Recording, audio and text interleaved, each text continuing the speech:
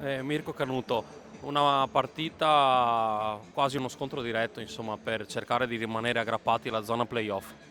Sì, andiamo a giocare contro una diretta concorrente, e per questi non si sa se si faranno o no playoff, però chiaramente è bello arrivare il più in fondo possibile a fine della regular season. Ci separa solo un punto, quindi vedremo al termine di questo match chi merita di stare più su. È stata una delle pochissime sconfitte finora arrivate quest'anno. Cosa vi ha insegnato la partita d'andata? Abbiamo giocato in casa loro, un bel fortino, è stata una partita dura, difficile, li abbiamo incontrati che erano ancora imbattuti.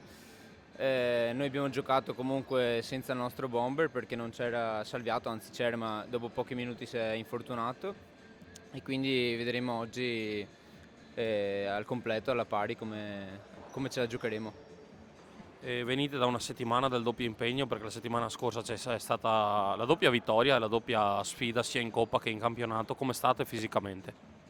Beh, fisicamente continuiamo a lavorare sodo, cerchiamo di recuperare i pochi acciacchi, insomma, che abbiamo durante il doppio impegno con la partita di Coppa infrasettimanale. Vediamo e speriamo di andare il più avanti possibile e quindi di cercare di avere ancora questo problema per il più tempo possibile.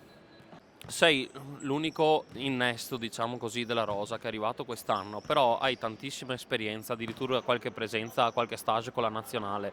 Ti senti comunque di dare dei consigli ai tuoi compagni?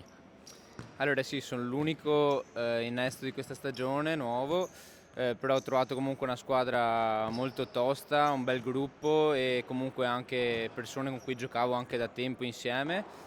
E i consigli si danno, ma si ricevono soprattutto, sono persone che comunque hanno tanta esperienza da vendere e insomma i consigli sono sempre utili darli e riceverli. Va bene, grazie e in bocca al lupo. Grazie.